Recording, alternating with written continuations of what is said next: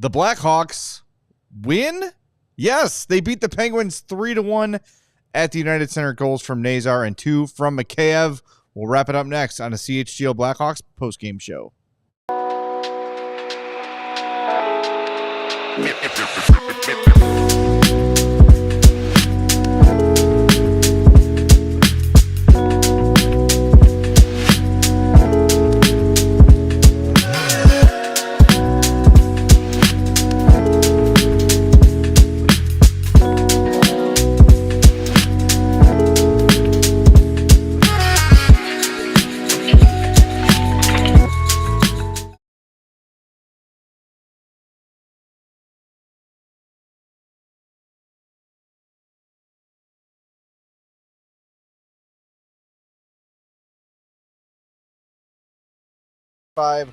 Download the Bet365 app. Use the promo code CHGO365 when you sign up. Whatever the moment, it's never ordinary at Bet365. Thanks for being with us. I'm Jay Zawoski. That's Greg Boyson. Mario Tirabassi will join us from the UC in about a half hour. Sarah's here running the show. As always, a nice 3-1 win for the Blackhawks at home. The penultimate, is that the right word? Penultimate home game? Yes. Really a lot of good stuff. We're going to get to all of it. Before we do us a favor, hit that like button for us. Make sure you are subscribed to our YouTube page as well. And if you're listening on the podcast, we love you. Please follow or subscribe on your favorite podcast app. And if you got a few minutes, leave a 5-star review on Apple Podcasts or Spotify. We're going to get to all your super chats. We're going to name the 4-star of the game. Lots to get to, but let's start, Greg. You made a really good point to me as the game ended, so I want to start with your very good point. Yes, and first of all, I still will always love beating the Pittsburgh Penguins. Ever since 1992, they cannot lose enough in my book. How badly did it hurt you when you told Jaromir Jagr that he broke your heart in 1992 and he didn't even remember what it was? A lot. Almost like it almost hurt as much as when it actually happened. He's like, oh, what happened then? He was like, yeah, that one time I crushed your dreams. Yeah. Well, sorry about that. Wait in line, pal. That also was one of the coolest moments of my career. Yes. But, beating the Pittsburgh Penguins in April is a tradition that the Blackhawks have enjoyed the last few seasons. But we've talked a lot over the last couple of weeks about this young team needing to finish a game, needing to learn how to win. We've seen them, each of the last 2 games take leads into the third period, can't find a way to win. You even said it about midway through the third period. We're sitting over watching the game. You're like, we know how this is going to end. This is about where, give up 2 goals in the final 7 minutes and lose. And then shortly after that, they get the second goal. But the third period was the best period they played all game. Yep. And that's what you got to do. Don't be satisfied with a 1-goal lead in the third period and hang on and hope your goalie gets a shutout. Go get more. You look at the third period. 14 shot attempts to 12 for the Penguins for 53.8 Corsi for percentage at 5-on-5. That was their best period by far.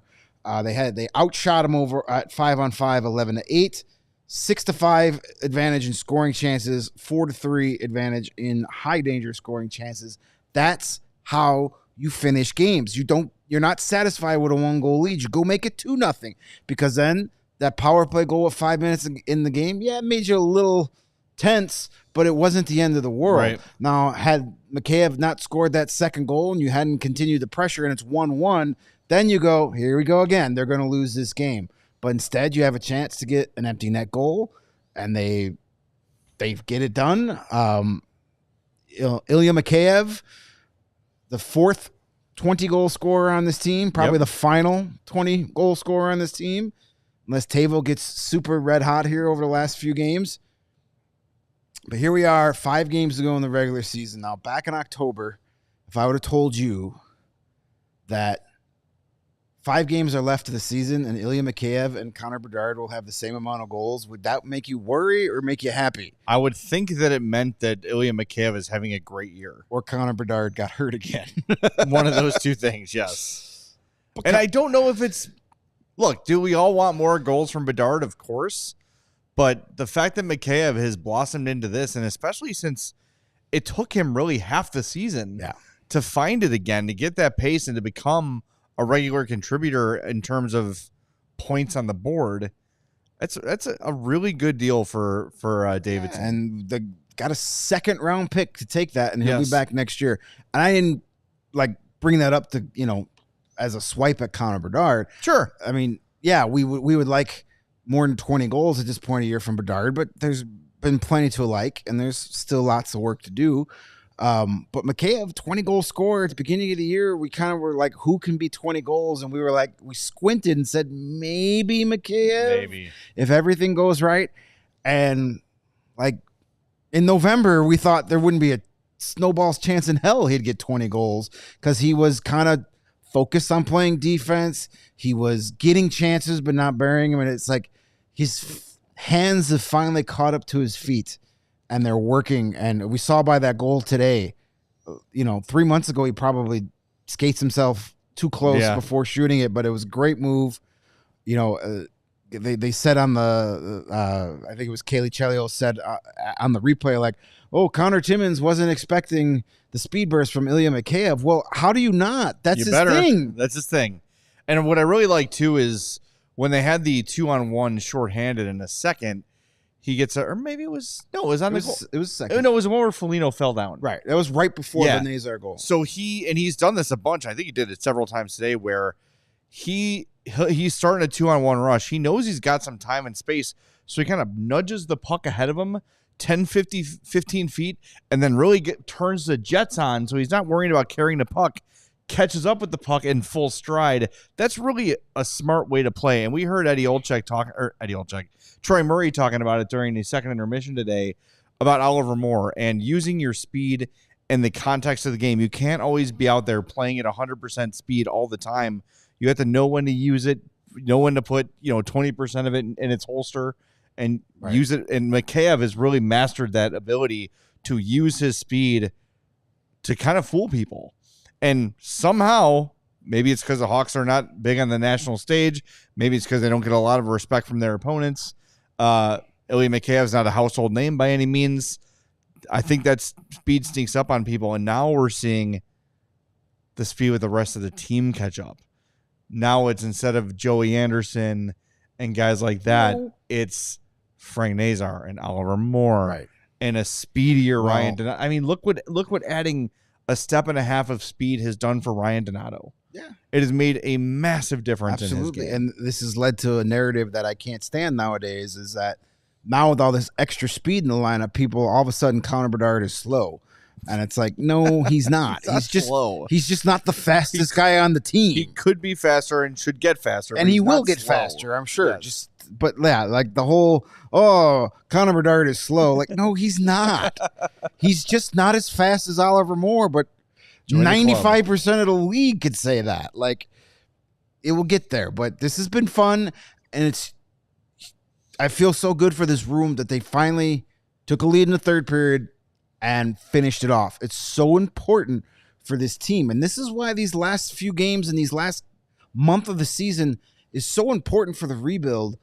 I wrote about it after the Capitals game, where it's like you have these, maybe say since the trade deadline, last 20, 21 games of the season, basically a quarter of the season, to have these kids not only come up, but play them in meaningful positions, big minutes, but then not care if they screw up, not bench them because they made a bad play. Right. Only if their phone charger is left at home. Appropriate. Right. A benchable offense.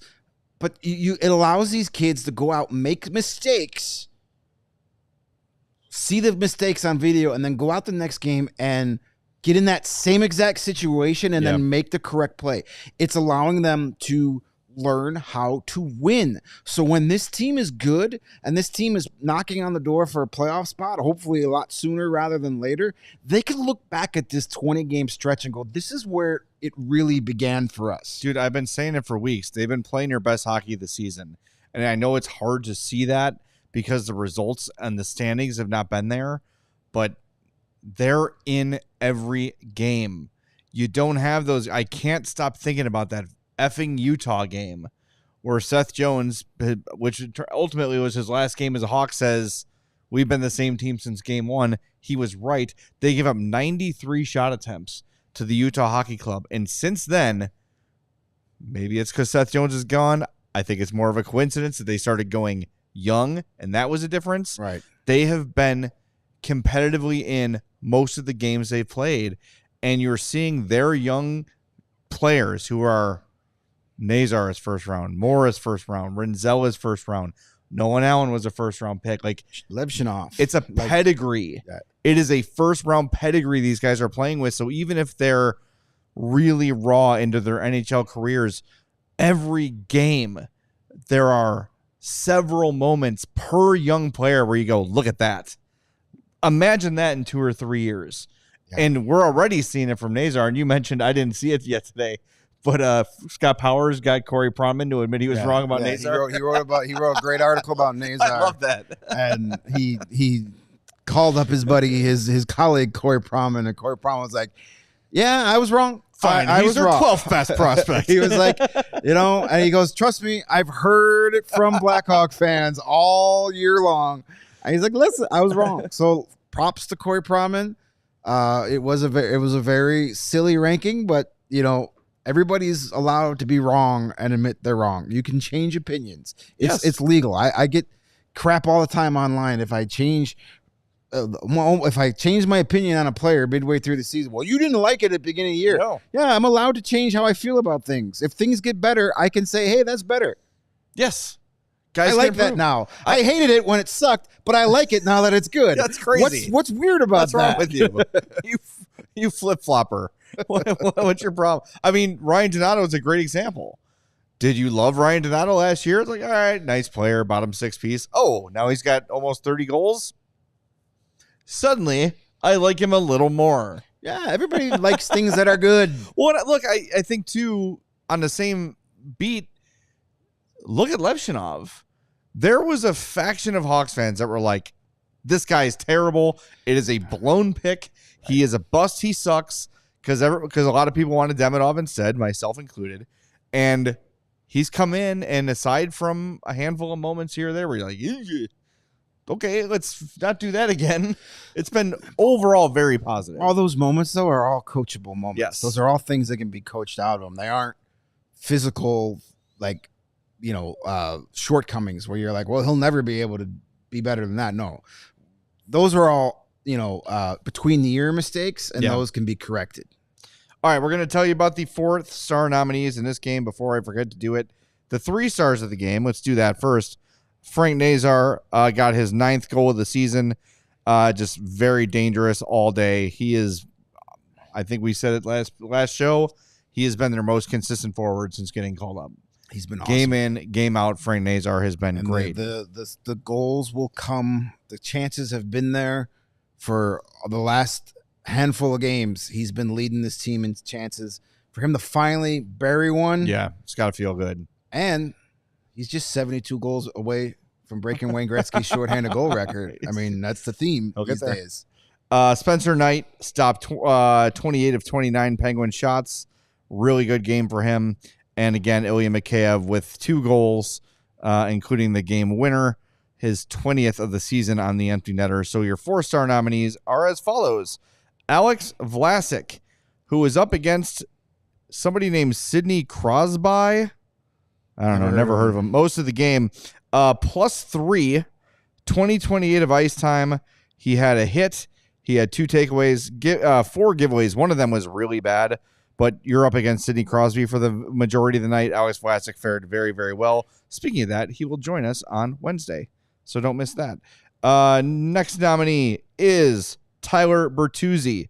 I know we are very polarized on Tyler Bertuzzi, but without that headlong diving play to knock the puck out of the zone, the Hawks don't get that empty netter, and who knows what happens. He also had 3 shots on goal and was credited with the takeaway. I think Bertuzzi, though, was just doing a lot of the Bertuzzi stuff today, being a menace in the front, winning pucks on the board, doing all those things you like to see him do. And Sam Renzel, another great game. We're going to talk about the team defense coming up in the next segment, because his first NHL point, assisting on the first Mikheyev goal. Thank you. He had 20-45 of ice time, 2 shots, 3 shot attempts, a hit, and a block shot. But again, most importantly, that first NHL point. So get your votes in. We'll reveal the winner at the end of the show when we come back on the CHGO Blackhawks podcast, powered by Bet365. And just like your home team needs a home ice advantage like they had today, your home needs a home floor advantage, and Empire Today can help you get it. When you say it like that, it sounds like something else. Empire Today has flooring experts. Got my attention. I tuned you out until you said that. Dedicated flooring professionals who focus on flooring every single day. Listen, when these people at Empire Today, they go to bed, they don't count sheep, they count tiles, different tiles flying by, laminate flooring, wood panel flooring, all these things. They're experts. They live, they breathe, they sleep flooring. You go to these big box stores and you say, hey, I need some floors. And they're like, okay, they're over there. I was working in plumbing yesterday. No, that's not what you need. In a big investment like new floors, you need experts like Empire Today. They're your best bet for a new floor, and their flooring experts bring the showroom right to your home. Pick the right flooring and the right colors for your space. See how it looks with your furniture in your house. That's convenient. You don't even have to put on pants, although they do prefer you have pants on. Get precise measurements taken and have all your questions answered so there are no surprises. With Empire Today, you get clear upfront and all-inclusive pricing, plus you can schedule installation as soon as the next day. You're ready for floors. You don't want to wait. Call Empire Today. Schedule a free in-home estimate today because some things are just better at home. CHGO listeners can receive a $350 discount when using promo code CHGO. Yep, you heard me correctly. That's $350 discount with code CHGO. Restrictions apply. Visit Empire Today/CHGO for full details. And if you haven't heard, light beer just got better. Introducing Sam Adams American Light. It's clean, it's crisp, it's super easy to drink. No gimmicks, no fluff. Why not celebrate tonight's Blackhawks win with a nice cold Sam Adams American Light? I saw the American Light in the Sam Adams variety pack at Costco. Picked up one of those. You know that's happening. Sam Adams American Light is not your average light beer. It's brewed with 100% American source ingredients from local independent farmers. That's light beer that's made right. Light beer should never feel like a compromise with Sam Adams American Light. It's not. It's an American classic, so smooth you want to crack open another and another. It's always Sam season. Light beer just got better. Grab some Sam Adams American Light. Available now at select Chicago retailers. Must be 21. Please drink responsibly. And we told you about Alex Vlasic coming on Wednesday. Tomorrow, 2:30, we're going to talk to our pal Steve Peters. Petey is going to break down Levshinov and Renzel. I think everyone's going to love that. When Petey does breakdowns, people love it. And I know he did a 2-minute breakdown on Ovechkin today. Maybe we'll bring that back as part of it as well. So lots of good stuff. If you missed it, by the way, if you live under a rock, Alex Ovechkin did indeed pass Wayne Gretzky today. 895. Yes. Yeah, good. PD will have some time now that he's done breaking down every Ovechkin goal. He was mad at me because Friday I said I hope he had to break down 3 Ovechkin goals, and then he was like, when he had to do 2, he yelled at me. He said, I was enjoying a Murder, She Wrote marathon, and now I have to do this. I'm like, listen, pal, don't get mad at me. I didn't give up either one of those goals, nor have I given up any one of those 894 ever, so it's not my fault. All right, let's get to these super chats. History Racer says, good Mike Sullivan audition game, fire emoji. Yep. Look, it's very clear to me that the Penguins have flat out tuned out Mike Sullivan. He's lost the team. Right. They have to move on. And if, just in case, find a supply closet in the basement and lock them in there until October. We were literally joking as we were waiting for Anders to come speak pregame. Like, what if we just shoved Mike Sullivan in one of these closets and locked it until the spring? Look at all that pizza in that closet over there. Close the door. Right in the butt. We'll see you in October. Yeah. Well, hey, look, if their Penguins are looking to move on, seeing a game like today up close and personal has to be exciting for a coach. I wrote about it in my game preview today where I said the Penguins are kind of what, the Blackhawks would have been if they would have hung on to Kane and Taves and that group. They made the hard decisions while the Penguins were like, we're going to keep Crosby, and that's been fine. He's been really good. But Malkin's starting to in the decline. Letang's in the decline. Everybody in the planet knew that the Erik Karlsson trade was going to be awful except for Kyle Dubas. So, I mean, if you're Mike Sullivan and you're looking at the Hawks and you're looking at the Penguins, who's going to be in a better situation 2 years from now? It's not going to be the Pittsburgh Penguins. They haven't been to the playoffs. This will be the third straight year the Penguins have missed the playoffs. They haven't been out of the first round since 2018. That's hockey hell. Yeah. They're, I'm not taking a shot, but they're hockey's bulls. That's where you don't want to be, where there's no hope at a championship. There's no hope at a generational player coming and changing things. Right. You're just stuck in that soft middle. It's very difficult. You either have to make a ridiculous trade, get super lucky in a late round, or say, screw it, we're gonna tank it. And you're not doing that with Sidney Crosby. I will say, though, they've got that piece. If at one of these deadlines, they're like, all right, Sid, go win another cup somewhere, somebody, if Sidney Crosby is made available, is going to give you potentially a piece that will change your franchise. I don't think he'll ever do it, though, to be honest. I don't think so either. I think he wants to stay there. I don't think he'll ever do it. All right, $20 from our buddy Steven Belat. He says, let's celebrate the future of the Blackhawks with the best coverage anywhere. Sweet. Right. Well, thank you. Can you send us a channel number? Yeah, what website Oh, is yeah, that? I think that was a compliment for us. Thanks, Steven. Appreciate that. Me and Steven sat together to take over, had a good time. Good man. I really like Steven. I appreciate anybody that's got Snoopy as their avatar. Yes. I like meeting diehards in person. Like, wow, you are not what I thought you looked like. You thought he looked like Snoopy? I did. I was expecting an animated Snoopy. I was expecting a small beagle. And McLovin01 says we've officially improved. Yes, we have. From last year's points. I don't think we got Chris's.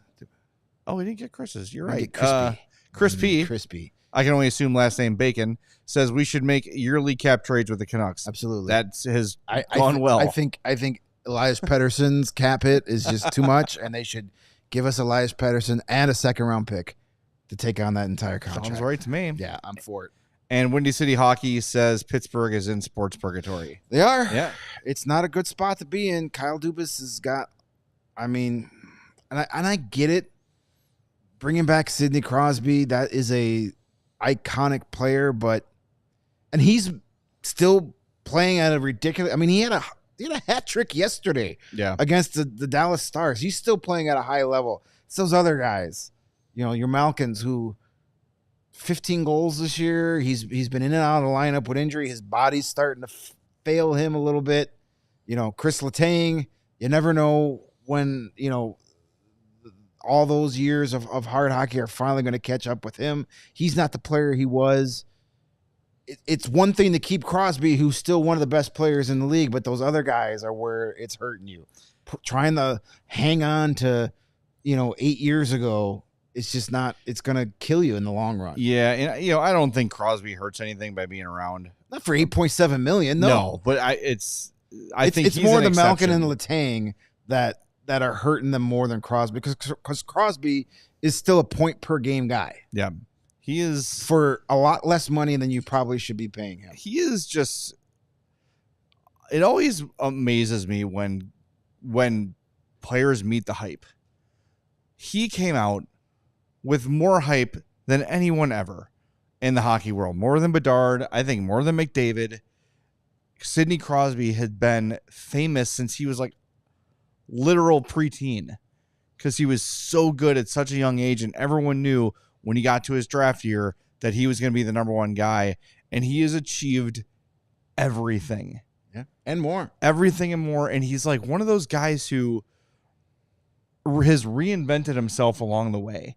Right? At first, it was all offense. Then he adds like the two-way dimension, and he's only getting. It's almost impossible to imagine. He seems to be getting better and better as he ages. He is unbelievable. Could you imagine like those 3-year stretches where he was missing all those games with concussions and various injuries? Can you imagine if he had those full seasons? It would have been a race between Ovechkin and Crosby on who breaks Wayne Gretzky's record first. He's got 86 points in 75 games at age 37. Yeah. On a garbage-ass hockey team. He's unreal. He's one of the best. Like, one of the best to ever do it. Mount Rushmore of hockey, he's probably on it. Yeah, I mean, it sounds like a great summer topic. All right. But you're welcome for the freebie. Well, I mean, people are going to say Ovechkin, and it's hard to ignore that because of the goal record. Right. But if I have one game to win, I'm taking Crosby over Ovechkin. just because of all the other things that Crosby does. Yeah. And you think about like ambassadorship and international play and all, and Ovechkin's been robbed of some of that. There's no doubt about it because of the Russian ban on Olympics and Four Nations and all that stuff. But Crosby has almost overachieved the hype. And he's also gone from a guy that kind of was universally loathed by the other fan bases because of the hype to a level now where it's like everyone just respects the hell out of the guy. Yeah. There's no like sometimes star players get announced and there's boos. Not with Sidney. People hate winners. Yeah. People hate winners that win all the time. You know, Patrick Mahomes, you know, for years and years. People outside Chicago hate Michael Jordan. We can't understand that, but people do because they're tired of them beating their favorite team's ass every week. We were talking to our pal Mike Folta, who used to be with the Ice Hogs, now works for the Utah Hockey Club, and the Wi-Fi password at the Delta Center is still, to this day, Jordan pushed off. Right, and he asked, "What's the Wi-Fi password?" We're like, "Get over it," or whatever. Like, it's been, but the O is a 0. Yeah. Stop crying about Jordan. That's the Wi-Fi password. Yeah. So, yeah, Crosby has reinvented himself many, many times, and you know, early in his career, a lot of fan bases hated him just for the fact that, you know, as you said, the hype, you know, and he had that Jonathan Taves in him where he would, you know, anytime there's something went against him, he'd let the referees know. But, you know, to do what he's doing at this advanced part of his career on that team with very little help around him, it's insane. Yeah. One thing I want to mention before I bring Mario in here in a few minutes, one thing that really impressed me about the Hawks this game, their sticks in the defensive zone, they were very well coached in this game. And I don't know if that's props to Sorensen or if that's props to Kevin Dean, but they had sticks in lanes all night. And the Penguins kept trying to go, you know, cross ice, through the crease, through the slot, and it wasn't there. And a lot of the times it was Kaiser, it was Renzel, it was Levshov, even Oliver Moore on that penalty he took. Penalty? That was ridiculous. That play happened 600 times a game. Yeah. He swats the stick to the point I didn't see which Penguins player it was, but the Penguins player's stick like literally passes the puck for him because he hit the stick so well. That's not a slash. Slash is on the hands, on a stick. It doesn't matter. The sticks for this team were very good today, and they just played a very disciplined game. They never, like you said, Greg, not only did they not sit back and wait to lose, they were just very, very calm and disciplined, and just everyone did their job. Everyone trusted one another. Everyone did what they were coached to do, and they skated away with a well-deserved win. Yeah, they were good with the sticks. The next step after that is now that they've getting better at breaking up passes, and now they have to get better at actually exiting the zone, because it's just like that's been a problem for a long time where it's like every pass is just challenged. They can't. It takes them 3 or 4 passes to get out of the zone, maybe. Even when like they pull back and there's line changes and the defenseman waits, it still takes them too many. You're still like, oh my God. Where you watch the other team, it's like one pass and they're out of the zone. So they were a lot better at causing some havoc in the zone and breaking up passes and getting in passing lanes. But now they have to work on that next step of clean entries. Yeah, there were a bunch today where, you know, pass hit someone, and it happened to Bertuzzi a couple times, like hits him in the heel on the way out, or, you know, there are a couple clearing that just like hop over the stick. I think those will clear up a little bit. But I mean, just the talent level that is on this roster now versus what it was even 2 months ago is night and day. And you could see it's not just the speed, it's not just the physical tools, but it's also like the instincts of these young guys. They know the game. They've all been well coached through college. It's super encouraging, and I'm so glad to see them play the way they played and finally get rewarded with a win, because they definitely deserved to win this one. All right, Mario is standing by. We're going to hit the break zone here in a second, but I have to take issue here with our beloved Hawks fans. We have over 400 people watching right now and only 163 likes. Make it make sense. 153. Wait. Old man with glasses. 153.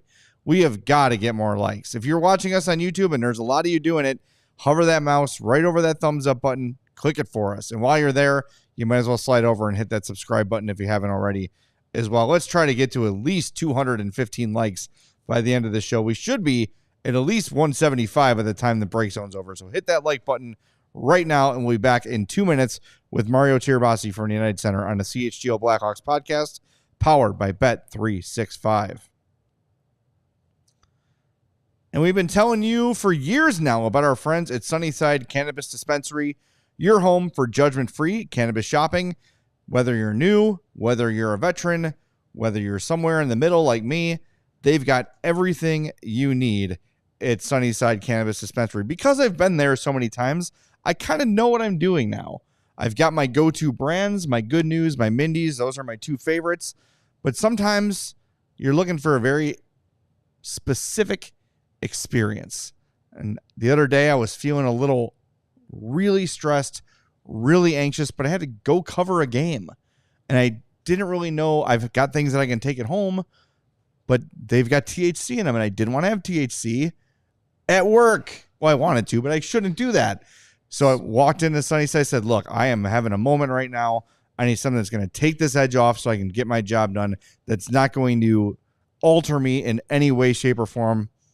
Boom. Here you go. They gave me the perfect thing.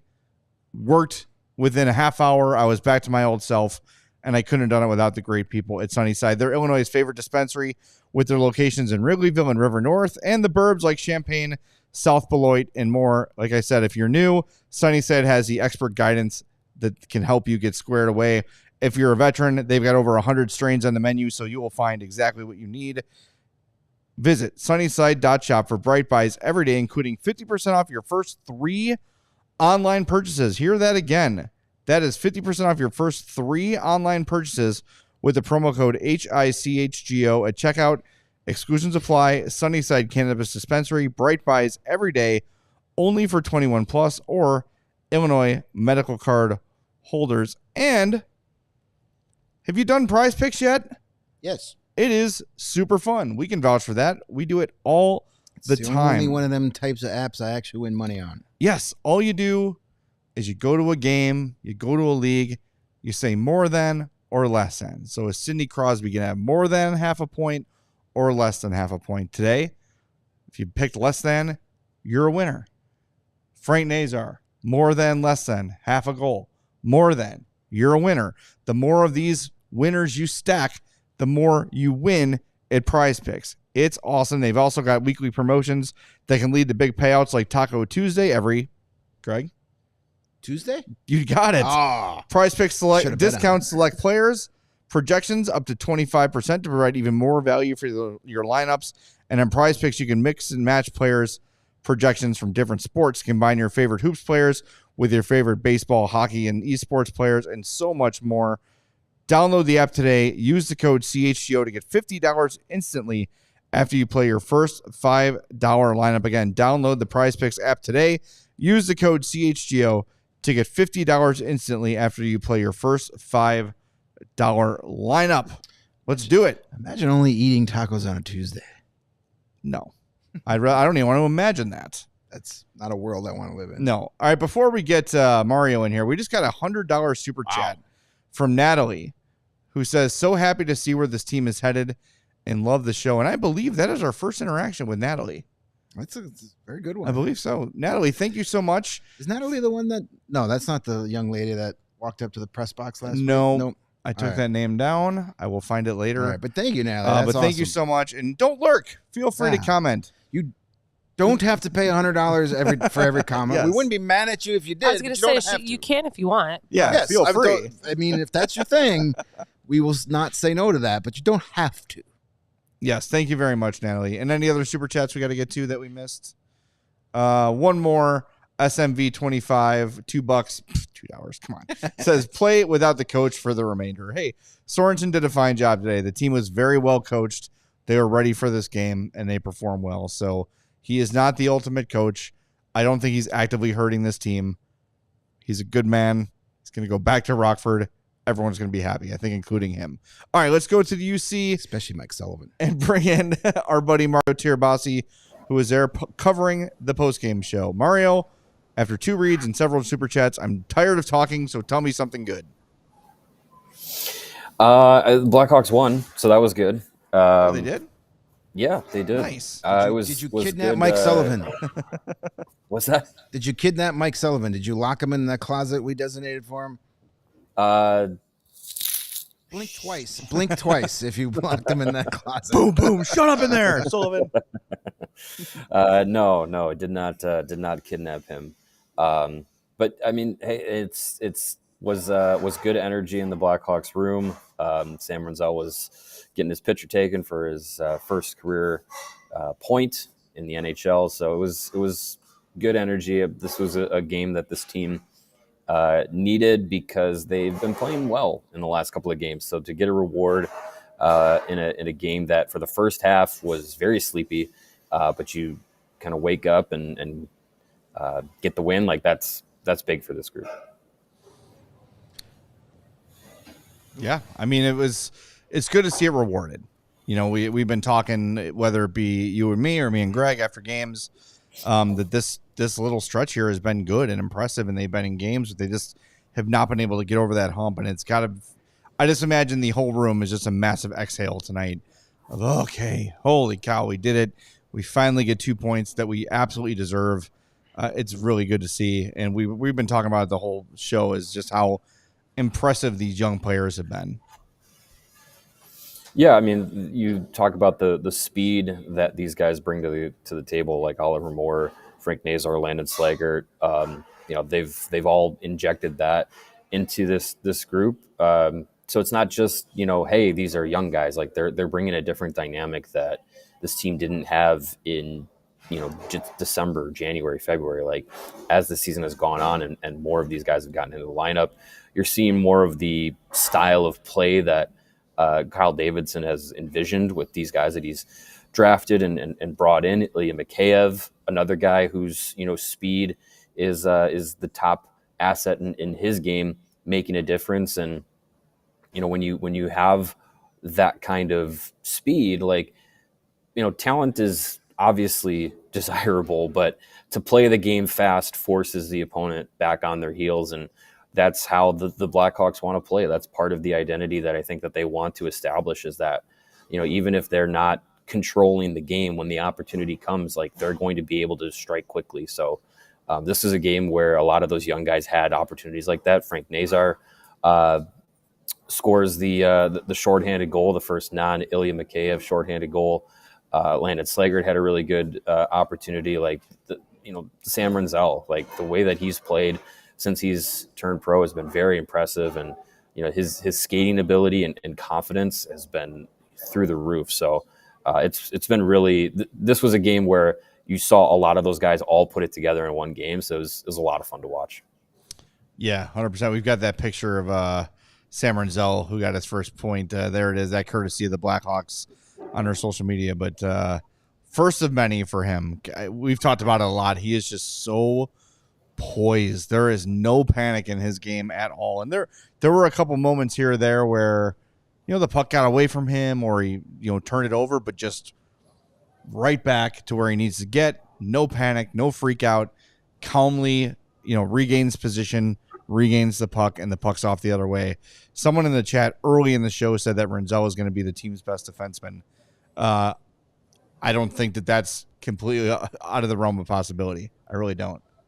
No, he's got that kind of complete package. He's got the size, he's got the skating ability, he's got the defensive responsibility, and then he's got those offensive instincts. I mean, he brings a lot to the table, and as we've said many times before, just the development that he's made over the past, since being drafted in less than 3 years, a year in the USHL and then 2 years in college, has got him to this point where, I think a lot of people kind of shrugged their shoulders last week when Frank Saravalli of Daily Faceoff said that Sam Renzel is never going to play a game in the AHL. But now that we're a few games in it, you're like, he's probably right. I mean, this kid has not had a single play where you've been like, oh, he's in over his head. No, I'm sure that will come at some point, but the fact that he hasn't had one yet is encouraging. And Mario, I saw you guys got to chat with Spencer Knight after the game, and he's finally got rewarded. He's been really good these last 3 games. He kind of had a little stretch there where it was a little not so good, but the last 3 games he's been solid, and today he gets rewarded with a win. What did Spencer have to say after the game? Yeah, I mean, he got the second star of the game. I would have given him the first star of the game because there were a number of saves that he made where he was the reason that the game was scoreless for so long, the Blackhawks were in it for so long and were able to kind of hold on to that lead. He was just a few minutes short of the first shutout of the season for the Blackhawks. Would have been his first as a Blackhawk. But he talked after the game and just said that, it's just down to getting the wins. And that's what this team is still focused on doing. The group is, it's a young group. They're, the development is the big thing, but that room is still focused on getting wins no matter what. Like, he's coming from a Panthers team that has won the Stanley Cup, that had that championship mentality and had that, winning, wanted to win every game. And I think part of the role that he's played since getting here is probably instilling a little bit of that mentality is like, we're young and we're growing and we're rebuilding and all that stuff, but you still want to win. And that was kind of one of his bigger talking points, was just focusing on all the finer points of the game are good, but at the end of the day, it's still more fun, the most fun to get wins. So that was a big thing. Sarah's got the whole Renzel ready. Is it or a night thing ready? Is it worth playing, you think, here, or did you paraphrase it well enough? Yeah, I mean he's got some good things to say. So if you want to fire it up, let's fire it up. Spencer Knight after the game. I think it was we were going into the third, a position that we've been in for the past 2 games, and I think we just stuck with it. And what I mean by that is we didn't try to open up the game. Everyone played pretty selfless, and then we kind of battened down the hatches. And obviously, they have a good power play and some players, and they executed on that one in the third. But I think that's the thing. We just kind of stuck with it. No one pouted, and everyone just kind of stuck with the script and battled. And obviously, we got the nice empty netter, nice win. Is it collective relief getting this win? Yeah, I mean, I don't know. I think I really look at every game as an individual set. They say, this stretch of games, whatever, wasn't good. But for me, it's more each game's different, right? And we're going to go through stretches of good and bad throughout the season. It doesn't matter if you're the first place or last place. That's the way it is. And you just have to stick with it and bring your good attitude and a good work ethic every time you come to work. So. How valuable has McKay have been for you guys, just in the time that you've seen him here? Yeah, he's awesome. Super great guy. Great speed, smart player. I know on the PK, and just so it's always nice having him on the team and on the ice. Are you feeling good today? Yeah, I mean, I always just come to the game and just try to get myself the right mindset, right state to just battle, and sometimes you're field, sometimes you're not. So. How do you view the up arrow with the young defensemen in front of you when you see performances like they had tonight? The up arrow? Where they're going. Yeah. It's good. I think it's obviously the best league in the world, and it can be unforgiving, but I think we have a lot of young guys who are really learning and growing into great players. And there's guys who have been here for a bit, some guys who are brand new to the league. And I think one thing I can say about all of them is they have really good attitudes, which I think is big, right? They're eager to learn, eager to get better, which is, I think, very important at that age, because you can't think that you're all this and that when you get to this league. There's too many good players, and everyone's very humble, very respectful of the league and how good it is. And I think their mindsets will carry them a long way. How frustrating is it that had it not been for that power play, you probably would have had the Hawks' first shutout of the season? Oh. Yeah, I mean, it is what it is. I'd rather just get the win. I that's one thing I think it was a few years ago. I just really got it down that hey, it's shut out 1 goal, 2 goals, whatever. If you get the win, I think that's more important. It's like if the guy scores a hat trick and comes in and is all happy after the game, and he lost, but but like I think everyone's here is really just focused about getting the win, and I think that's what I've seen. So a lot of good attitudes. There he is, Blackhawks goaltender Spencer Knight after the game, and during that, Sean Cassidy chimed in on the chat and says the fact that Knight is 23 is crazy. So mature and calm, especially for a goalie. He is actually normal, laughy face. He is incredibly well spoken and thoughtful, and I have to remind myself, like, again, 23 years old, Spencer Knight. He is mature beyond his years. Reminds me a lot of Vlasic in that regard.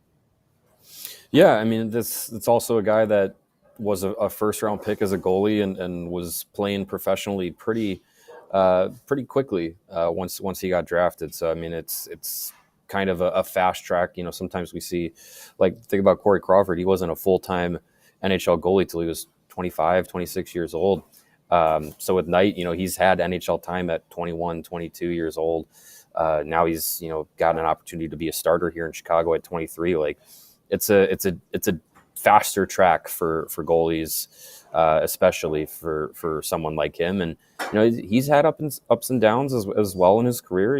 Hasn't been the first round pick goalie 2 years in college, and then he's a stud right away, and all that stuff. Like, he's had his ups and downs, and I think he's in a really good spot here with Chicago to get a lot of time, and I think there's going to definitely be an investment in his future, being the number one guy here. Majestic American Woodcock says, has there ever been a goalie captain? Most recent, Roberto Luongo. It didn't. Yeah, you don't see it very often. I don't think you can do it anymore either. I'm not sure, but it's very rare, just for the fact that, like, there's 20 to 30 games a season your captain's not even playing. So it's, you know, kind of you don't want your goalie, you know, consulting after penalties with referees and stuff like that.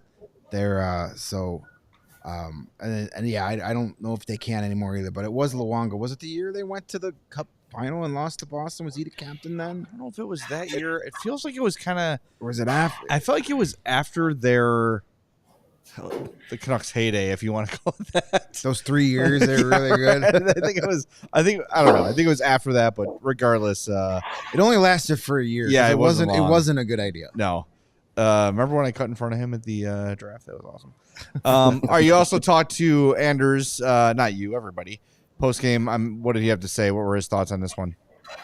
He was happy with it, obviously, with coming out with the win, and yeah, I think he laid it out that, you know, this was a game where you saw a lot of the positive steps in the right direction from the young guys, because they were the ones, you know, chipping in a lot of it. You know, he was complimentary of the way that they were able to keep the game simple when, you know, you get down in that third period, coming off of two games that, you know, you blew a 2-0 third period lead 2 games ago, and then a 3-2 third period lead against the Capitals.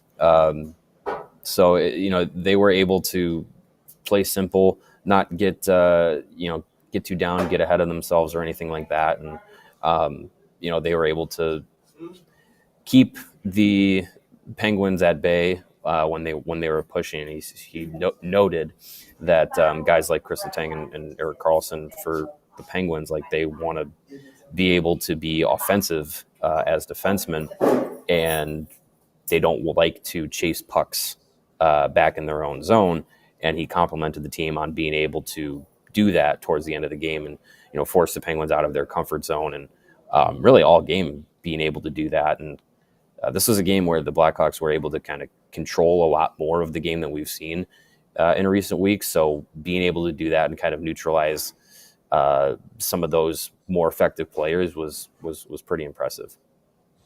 Did anyone talk about Ovechkin? Did it come up at all? No. Interesting. I thought after a win, maybe they'd get asked about it, but they've already forgotten. Who? No, never heard of him. He tied the record against them. They've done the you know, all the song and dance around it. So yeah, that's good enough. Quick follow up on the NHL captains. Goalies can no longer be captains. Roberto Luongo was the last. He was actually got the captaincy in 2008, but stepped down prior to the 2010-11 season. So he had it for 2 seasons. early in that resurgence. Really? Yeah, I was going to say, wasn't Henrik Sedin the captain? Yeah, Henrik Sedin took over Yeah. from him. I swear. Wow. He was not. He did not have the C on his jersey, and was not allowed and did not perform any of the on ice captaincy duties, even though he had the C on his mask. And he was the first goalie to be a captain since 1948, so 60 years. There's a reason. So the Canucks tried to be outside the box and didn't work. And only 7 goalies ever were captains of teams. So, and you can't. It was cool. He had the C on his mask, though. You can't do it anymore. Once again, Roberto Luongo ruins the fun for everybody else. What a jerk. All right, Nuggets and/or tidbits. I know you guys have already had the conversation, and you alluded to it when I first jumped on, but I wanted to save it for this. Having a conversation in the hallway after the game was Norm McIver and Mike Sullivan. Oh, he's there. Now that is a nugget and tidbit. Yeah. E5. Yep. Remember that? That is it. Official per Mario Tirabassi, Mike Sullivan, new Blackhawks head coach. Yeah, make of that what you want. Probably was about the Lou Malnati's spread that they had outside the Penguins locker room. Which is hockey speak for 7-year contract. Sure. Notice how there's 7 pizzas here. Yes. Good stuff. All right, we can dream. All right, Mario, we'll talk to you tomorrow at 2:30. You and I are going to talk to Petey. No practice tomorrow. Good news. Get to sleep in a little bit. So we'll see you then. Sounds good. See you guys. All right, that is Mario Tirabassi from the United Center. Follow him on Twitter at Mario_Tirabassi and on Blue Sky at MarioTirabassi.bsky.org/HTML, whatever the friggin' thing is. Sure. Just look for Mario Tirabassi on Blue Sky, and he's there. One final note on this, and I do want to talk about Ovechkin for a minute with you. I'm fine. This game was won based on the team speed. Every goal the Blackhawks scored was generated by them being faster than the opponent. Mm-hmm. Both Mikheyev goals and Nazar, love that one because he bullies his way through a check in the Hawk zone and just, no, I am winning this puck and I'm getting past you and I'm gone. And that is the sort of stuff, man. Like that just gets my goosebumps raised when I see something like that, because that is a kid, as we talk about swagger and belief, and we were talking about this with Connor Bedard the other night, you want someone who believes and knows they can take the game at their own will. Frank Nazar had that moment in this game where he said, no, I am scoring and you're not going to stop me. Right. And I'm going to blow past you. I'm going to fight past you. I don't care how small I am. I play big. And I play fast, and you can't stop me. Right. And here I'm going to go score. You can't wear down and be physical with a guy you can't catch. Correct. I mean, that was Patrick Kane in his career. People were like, "Oh, he's so small." Well, you can't hit what you can't catch. He's elusive. So, and that was the one that, even with all the great chances Nazar's had over the past few weeks and not converting, I was never worried of saying, oh, he's going to be, jokingly called him Frank Nazar, see you a few times, but that was out of jest and love, because he has never once wavered in his confidence. I have never met a kid that age, that confident, that much swagger. I picked up on that the first time we talked to him at the first development camp after he was drafted. I was like, wow, that kid just holds himself like a pro player. And like I love, like, we talked to him at Notre Dame last year when he was playing for Michigan, and it was like he's done it a few times this year where he gets in they lost, Michigan lost that night, so the first 3 or 4 questions he was, I'm mad because we lost, but then opens up and like, he has never once during this stretch been like, oh man, I was never worried about him getting in his own head, because he's got that confidence. No. He knows he is a top 6 NHL player, and that play today just said, screw it, I'm going to skate by you, skated through the check. Tavo made the nice play, and then he just went straight to the net boom, instinctual. Yeah. He thinks the game as fast as he plays the game. And when you have your brain and your feet are on the same pace, usually good things happen. Yeah, he's just been so incredibly impressive, and I don't know, I'm so encouraged about him, and I mean really everybody. The one guy you are kind of like, "Ooh, come on, man, like let's get it together. Let's figure this out," is the one who's probably the biggest sure thing on the team in Bedard. He's going to get there.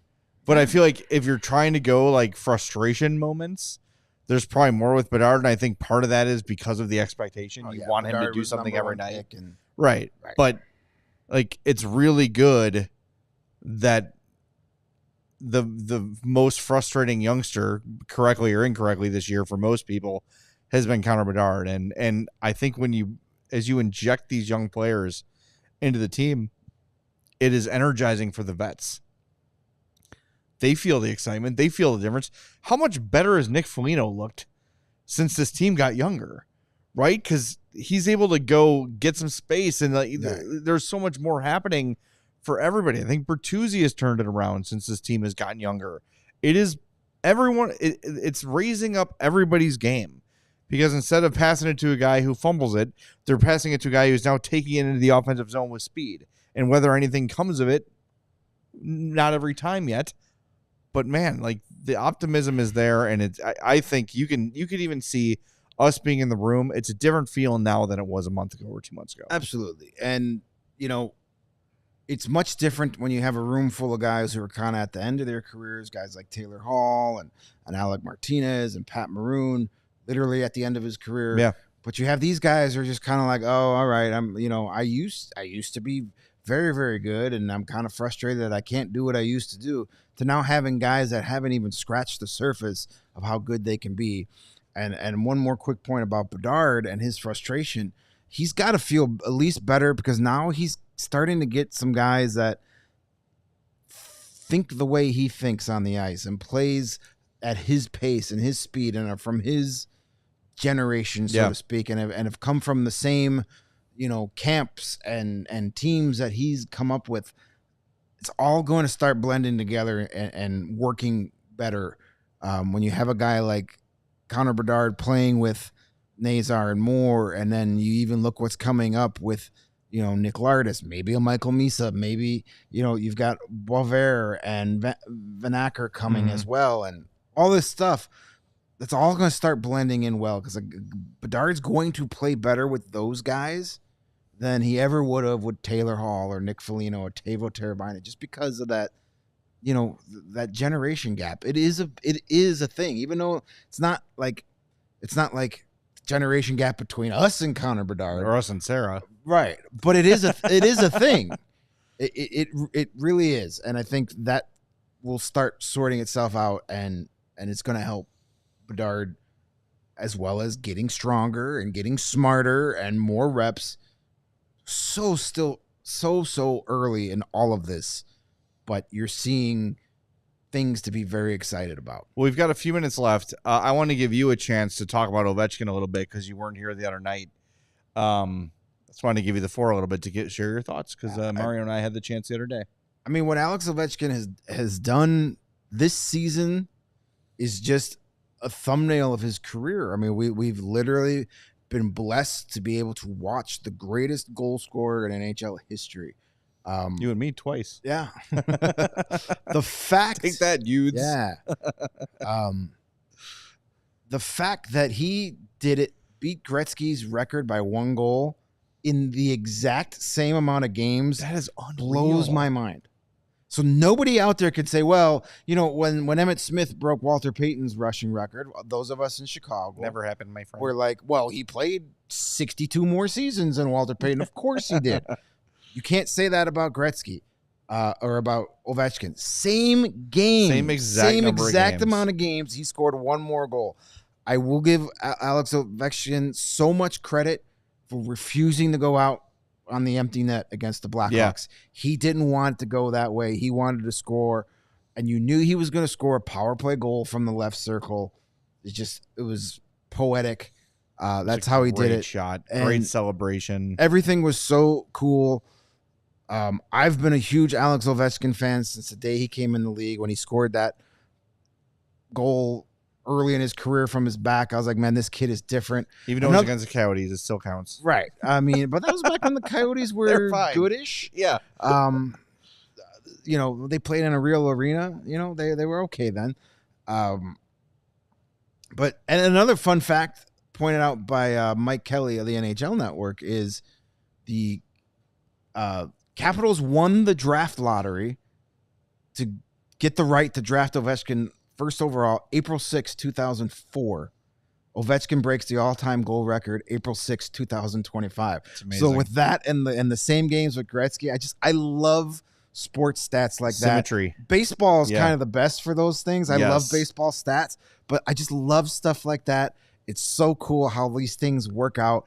But Alex Ovechkin, you know, just based on what he does on the ice, the fact that he is a 39-year-old dad bod, 40 goals. 41 goals, and he missed 16 games with a broken leg this year. Yes.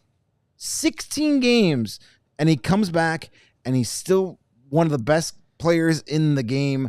He's a one-trick pony at this point, score goals, but if It's a good trick. if that's your only trick, you get to be the greatest of all time. Yeah. I mean, it's like Foligno was saying the other day, and one thing I love about Ovechkin, and I know, you know, a lot of people can't because of the politics, and I get it. I'm trying to separate those two things for this moment. The joy that he plays with. Yeah. From game 1 to game 17, whatever it was, every goal is like his first. He's still got that childlike aspect to him, and I love that he goes and fist bumps his son through the glass and all that stuff. Yes, all that stuff aside, there is a lot to like about Alexander Ovechkin. If you don't like the way he plays the game, I don't know what to tell you. He's a great teammate. Everybody, all his past team. I mean, look at all of his former teammates that have come out for these games. They love him. They love playing with him. You know, you see him and Backstrom hug after the game day. That was very cool. They showed him the other day when Ryan Leonard signed. He took him out to do karaoke, and they were hanging out, and he's drinking beer and having a good time in the midst of all this. He's out there he's still out there partying like he's 21 years old. A lot of fun. And this is a guy that, you know, hey, is he gonna score 1,000 goals? If there's one guy to do it, he could do it. He needs 105. That's 2.5 more years at this pace. Listen, 4 years ago, people wrote off that he had no chance to break this record.